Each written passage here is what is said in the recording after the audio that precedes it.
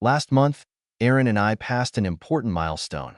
We've been married for 12 years now. We didn't have any children yet, but we were both happy with our careers. We first met at a business accounting seminar and quickly discovered that the two of us had a lot in common.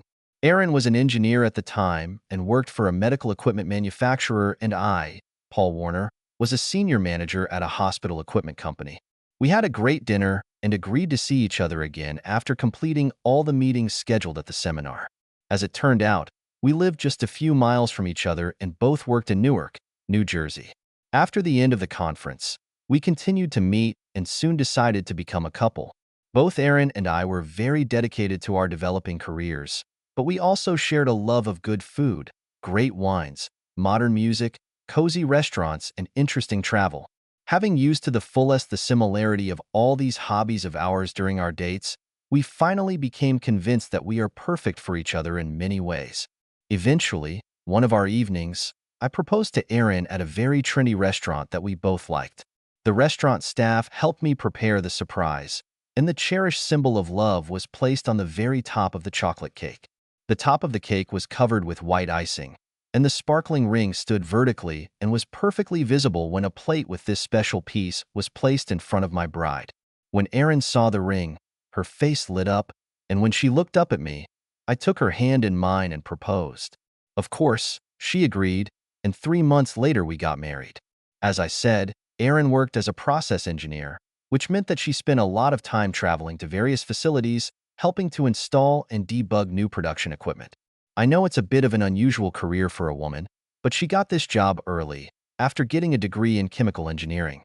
Erin liked the mechanical part of her job, and she took every opportunity to work on the design and subsequently installation of the equipment. Over the years, she had gained a strong reputation as a professional in her field, and now her skills were highly valued and well paid. I was more of a type of executive myself. I started working as an accountant for an oil company, gradually moving up the career ladder, until finally I was able to enter the labor market with an impeccable work record and solid work experience. Soon I was offered the position of Vice President of Finance at a small packaging equipment manufacturing company, where, over time, I gained even more experience and competence. After working in this field for 10 years, one day I received a solid offer for the position of CFO, which I am in my current large manufacturing company. We lived in a wonderful house, not very big, but quite suitable for the two of us. Since Erin traveled quite often, we had a regular housekeeper who kept the house clean and tidy. She has been working with us for almost 5 years now. She was an elderly woman, and she had 3 children of her own, whom she helped to study at school, so she was devoted to her work as a source of much-needed money. Our housekeeper was an honest and hard-working woman, and we both appreciated her and were attached to her. I'm just saying all this so that you know who we are and what we are. There was nothing unusual in our life, and it was as typical as that of many other couples of our age and position. Looking at us from the outside, one would think that most of the time we should be pretty bored, but this was not the case at all. Erin and I have tried almost everything that came to mind at least once, and I don't mean just our sex life.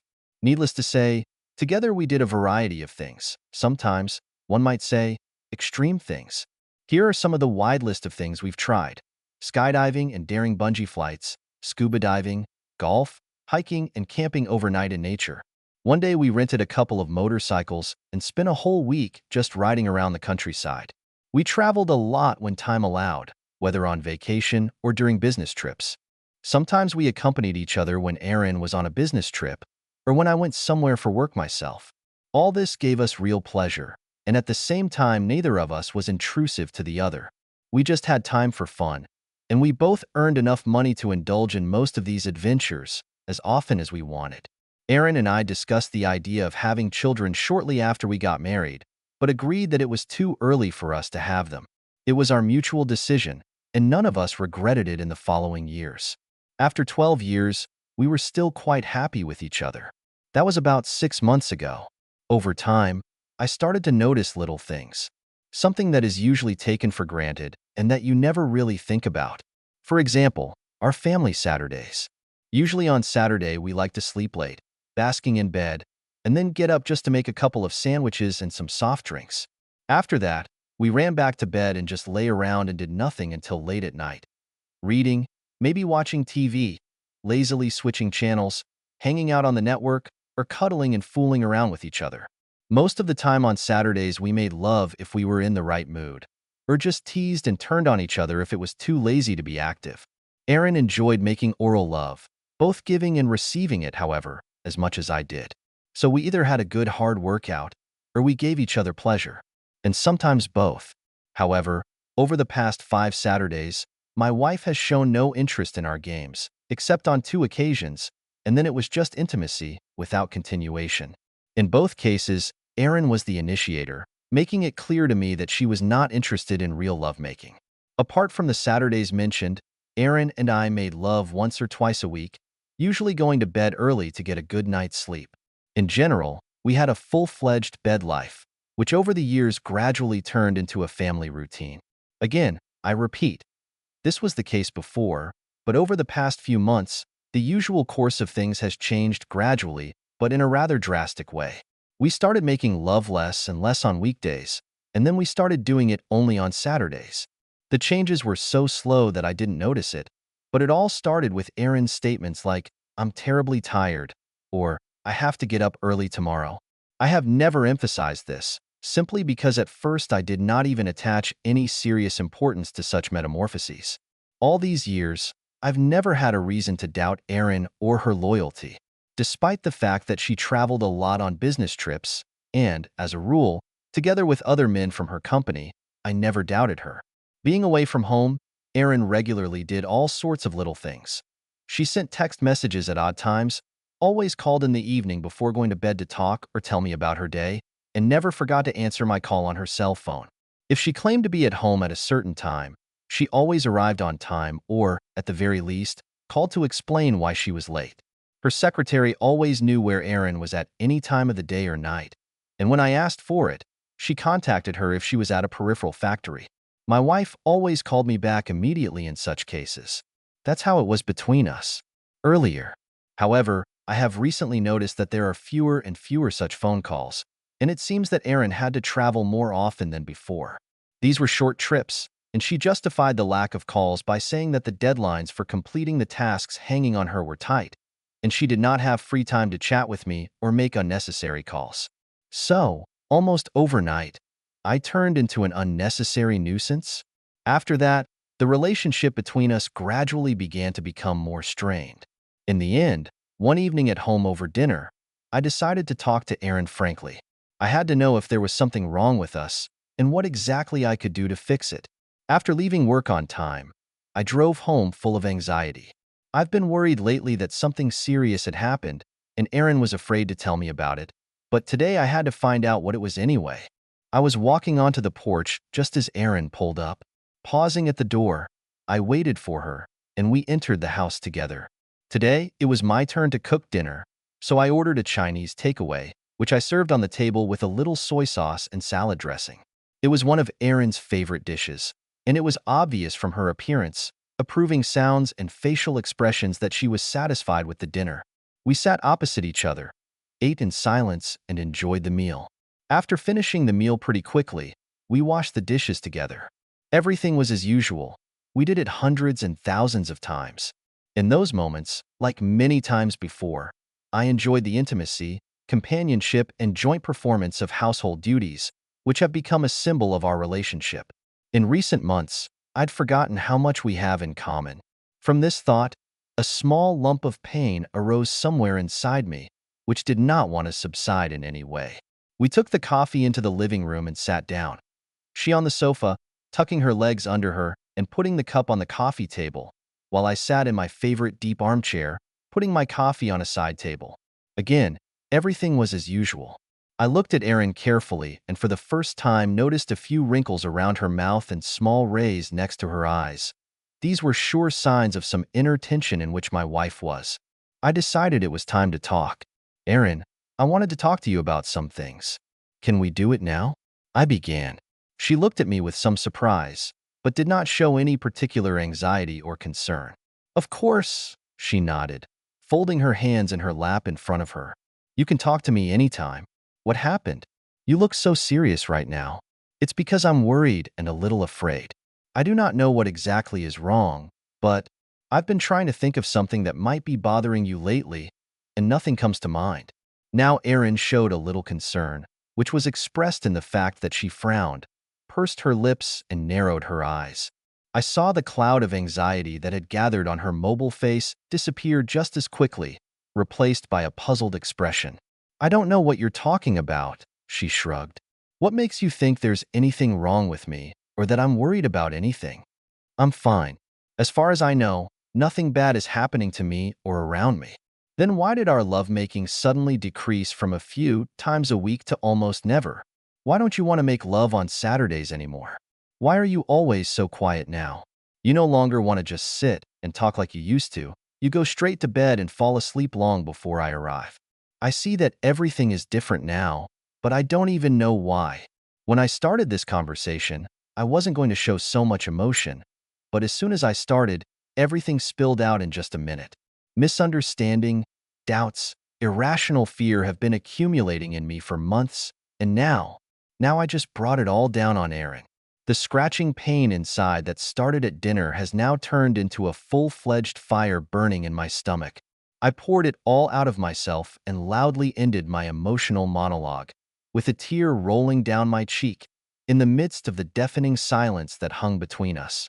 I stared intently at Erin's face, waiting and hoping for a rational explanation of what was wrong with her, but all I saw was a slow blush that appeared on her cheeks and spread down her neck and then all over her face in a few seconds. At some point, she suddenly couldn't stand eye contact with me and looked down and away. It was at that moment that I first began to suspect that my previously beautiful world was about to collapse and turn into smoking ruins. In the oppressive silence, I waited. What?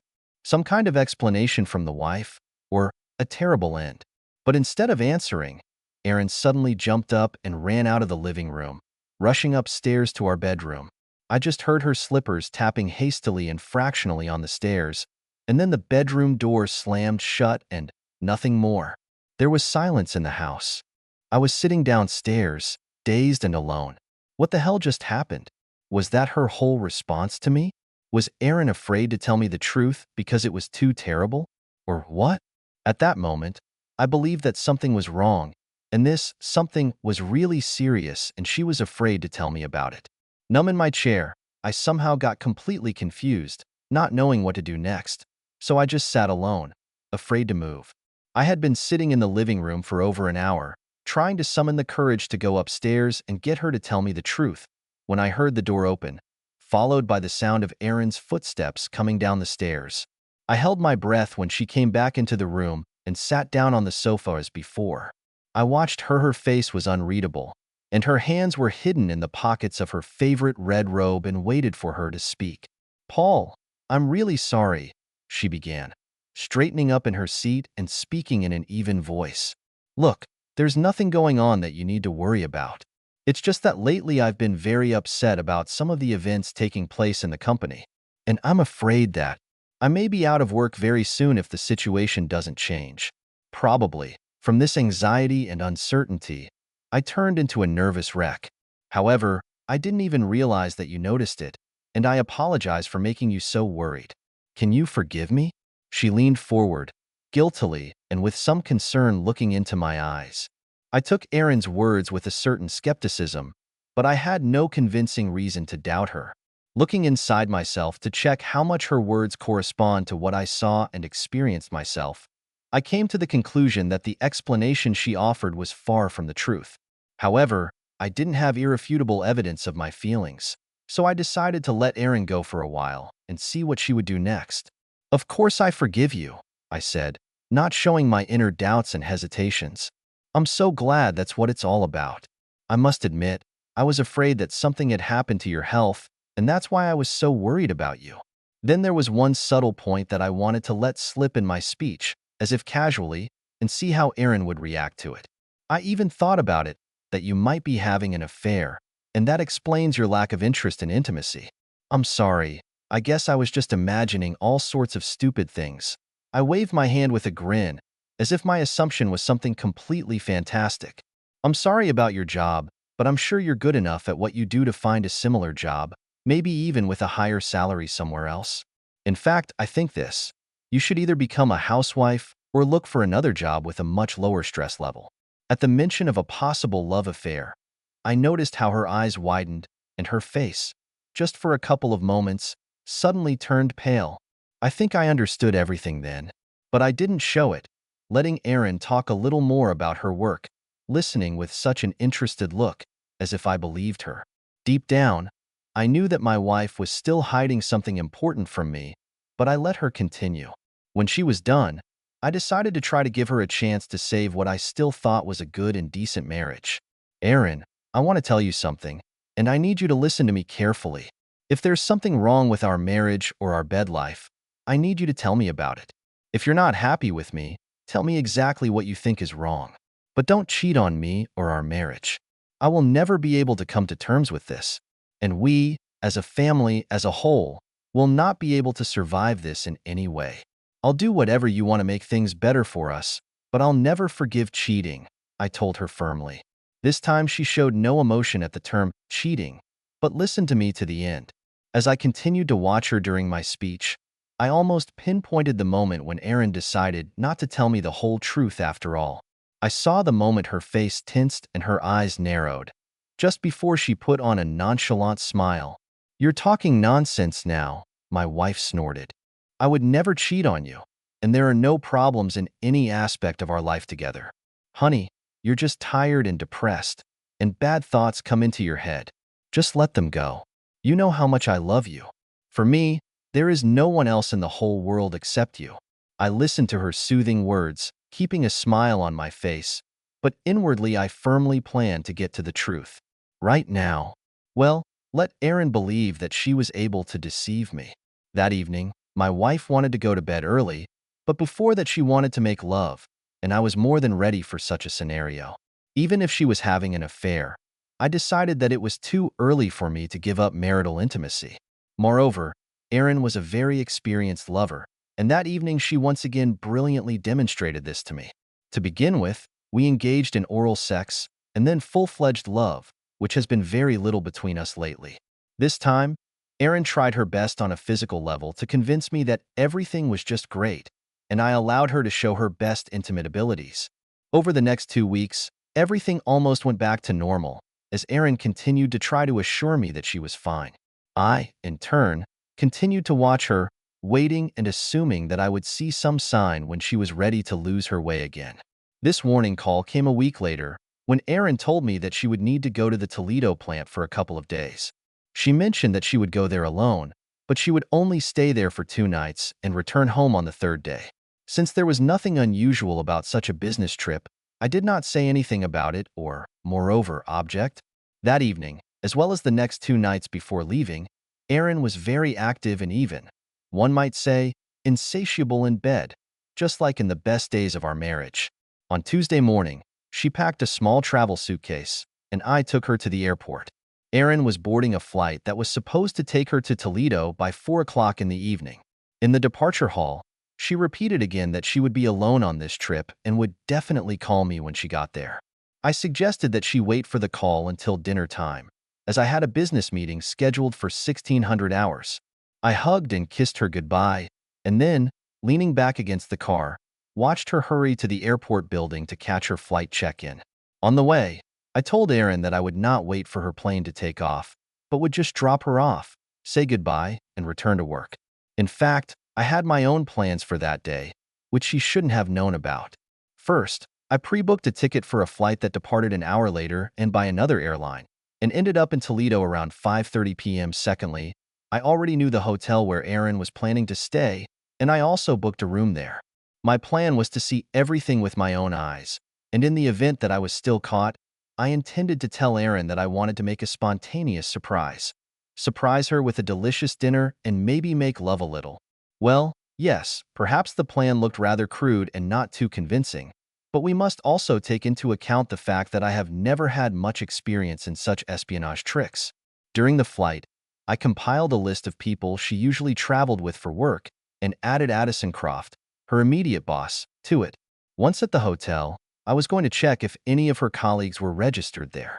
It was a clever idea, I praised myself, preparing for an early landing in Toledo and deciding to proceed according to circumstances.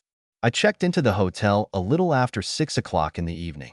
My plan was to get to my room, dress so inconspicuously that I wouldn't be too conspicuous, and then sit in the lobby and wait to see if I'd see Erin or any of her colleagues I might recognize. I knew it was risky to stay there for a long time, but what the hell? Sooner or later, I'll see her anyway, and then I'll be able to find out who she was with. When I was on my way down in the elevator, Erin called me on my cell phone. "Hi, honey, it's me. I've checked into the hotel, and I'm going to have dinner now. I hate eating alone, but it's still better than room service. And how was your meeting?" "Everything is fine with the meeting, although it took longer than I expected. I hate that you have to eat alone, but I don't think there's anything you can do about it. How did you get there?" "Good. The plane was not late, and this was the best that could be hoped for." "Well, I won't distract you. I'm planning to stay late at the factory tonight, so I probably won't be calling later. You don't mind?" "What is it?" she asked, immediately adding, "I just don't want you to worry too much. And if you really need me, you can always call me on my mobile. I'll keep it to myself." "Okay, baby," I said. "Take care of yourself and don't work too late. I'll talk to you tomorrow. Goodbye." I ended the call and found a comfortable and unobtrusive place in the lobby, away from the elevators. I could see her slash them, and at the same time, it was enough to lean back in my chair and no one would be able to see me. So, I took up my observation post, spreading the local newspaper in front of me for secrecy, and prepared to wait. I watched for the next 15 minutes and was about to give up and go check the names at the front desk when I suddenly noticed Erin coming out of the elevator. I moved back a little and hid behind the newspaper, but continued my observation, casting furtive glances over it. And I wasn't disappointed. When my wife got out of the elevator, Addison, her boss, followed right behind her. He put his hand on her back, hugging her, and she walked almost close to him. Like a close couple, they crossed the lobby and entered the restaurant section. The way she was dressed was not at all suitable for a factory inspection. I waited until they were inside, and then I got up, casually walked over to the partition separating the restaurant from the lobby, and, as if casually, looked inside. I noticed them just as they were occupying a booth at the far end of the hall. "So she's having dinner alone tonight?" That was the first lie Erin fed me. Now I was wondering what the next one would be. There was a cafe next to the lobby, where I settled down and continued my wait, watching the exit from the restaurant. Time passed unbearably slowly, but after about an hour my efforts were rewarded. I saw them leave, with Addison again putting his arm around Erin's waist, and this time she didn't seem to mind, leaning against him. They sauntered to the elevator, and when they got inside, I saw him lean over and kiss her. She reached out to hug him, and then the doors closed and the elevator went up. Now I've got some of my questions answered. After waiting a little more than 20 minutes, I decided to call her. I came up with a little urgent matter related to a visit to the doctor, which I knew she had scheduled for next week. I dialed her mobile number and waited. Erin answered on the fifth ring, and her voice sounded like she was out of breath. "Paul? It's you? What's wrong, honey? I told you I'd be at the factory tonight. I'm sorry to bother you, but the doctor's office called and asked if you could reschedule your appointment scheduled for next week. I didn't know what your schedule was, so I told them you'd call back tomorrow. Are you at work now?" "Yes, and thank you. I'll contact them myself so they can change the date." "I'm sorry, I can't talk right now, so I'll call you tomorrow. Good night and thanks again." Erin's last chance to realize what she's doing to us, to my trust and our marriage. "You're welcome. I love you too. Do you remember what I told you a week ago? Please don't do anything you'll regret later," I said. "Paul, of course not," she exclaimed in response. "I love you too, so stop worrying. Good night." There was a click, and her voice stopped on the phone. So she was working. I bet she worked really hard on Addison. Well, now I had the answers to all my questions. She was cheating on me with her boss and was going to keep doing it. Nothing I said to her earlier this week and warned her about seemed to mean anything to Erin. I gave her another chance to back off tonight, but she lied to me then and lied to me again tonight. So it was her choice, but I wasn't going to put up with it. It was over between us.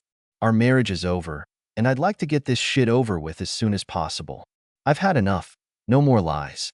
I thought about all this for the next few hours, trying to decide what I would do next. I wish I knew why she did this to us. I knew she didn't care anymore, But why couldn't she just tell me she didn't love me anymore and ask for a divorce? Why would she humiliate me like that by sneaking behind my back? What did I do to her that she would treat me so treacherously? I was so angry with Erin that I decided to call her room and ask her a direct question. After 4 rings without an answer, I remembered that she was probably in Addison's room right now and would most likely spend the whole night with that bastard. I hung up the phone irritably and made a final decision. To hell with it, really. Why would I find out what happened and why? It made absolutely no difference now. I took a piece of paper from the ubiquitous hotel notebook lying on the bedside table next to the phone, armed myself with a small cheap pin with the hotel's brand name on it, and wrote a note intending to give it to the reception desk so that they would then give it to Erin. I knew exactly what I wanted to express in this letter. After carefully considering and writing my message, I carefully folded the note into an envelope and wrote her name on the outside. By the time she reads this, I'll be home far enough away to vent my anger. If I had gone straight to her, I would probably have caused her real physical pain, and I didn't want to do that. After that, I called the booking service and booked a ticket home for the first morning flight. By noon, I could be home, ready for whatever was going to happen. I spent a very restless night, considering that I knew that my wife was sleeping with another man in one of the rooms of the same hotel, but by 6 in the morning, I was already on my feet and managed to get to the airport in time to get on my flight. There were no calls from Erin until the flight itself, so I just made sure that she hadn't bothered to go back to her room last night to check her incoming messages. However, this was to be expected.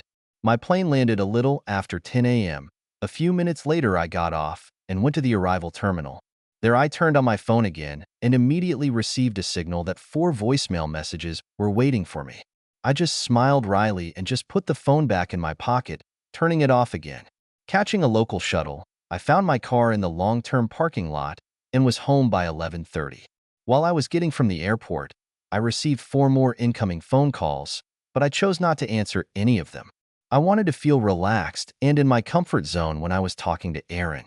Of course, I knew that there was no avoiding a conversation between us. So, I unpacked, washed up and made myself a refreshing drink, and then sat down in my favorite recliner.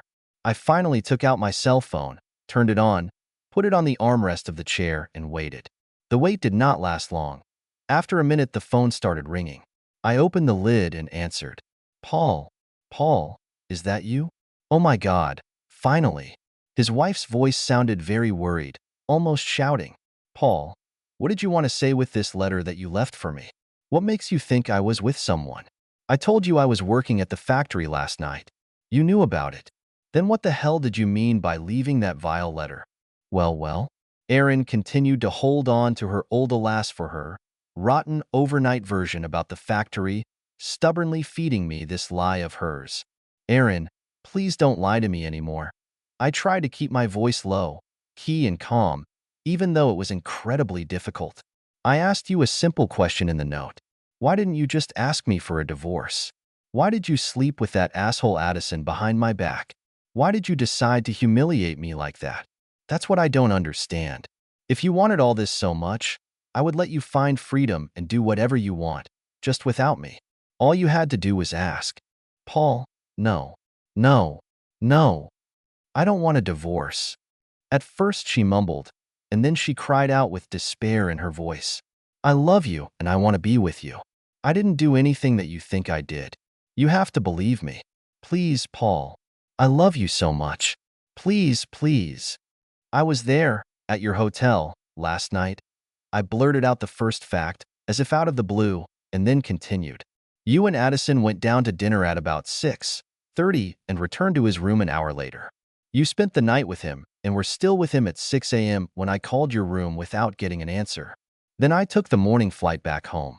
By the way, I saw you kissing him in the elevator after dinner, and I called you half an hour later when you assured me that you worked at the factory.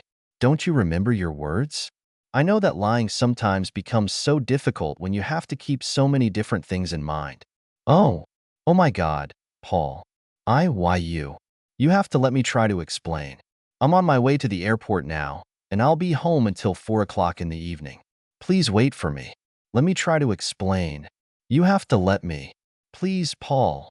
Her voice, distorted by sobs, was broken and almost turned into sobs. Goodbye, Aaron. There is no need to explain anything. You had a choice, and you made it. You're a big girl, which means it was your conscious decision. Now you have to accept the consequences of your choice. I won't be here by the time you get home. I don't want to talk to you anymore, and I'm filing for divorce tomorrow. You can have this house.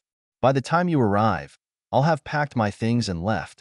So whatever's left, you can take it for yourself. Goodbye. I put the phone, from which I could hear my wife's distant screams and pleas, on the armrest and turned it off. Aaron killed all my love for her, and there was nothing she could do to get her back again. I didn't want to talk to her anymore, or see her, or listen to what she was going to tell me. Moreover, I had no intention of listening to her next lie. She didn't need to explain anything. I understood everything myself. She decided to do what she did because she wanted to do it. There was nothing more to it. She did it because she could and wanted to. Aaron could have stayed true to the promises she made to me at the altar, or broken those vows. This was the choice that faced her. She was aware of all the risks and possible costs, and yet she did what she did. I doubt she ever thought about the consequences at all. Now the choice was mine, and I made it.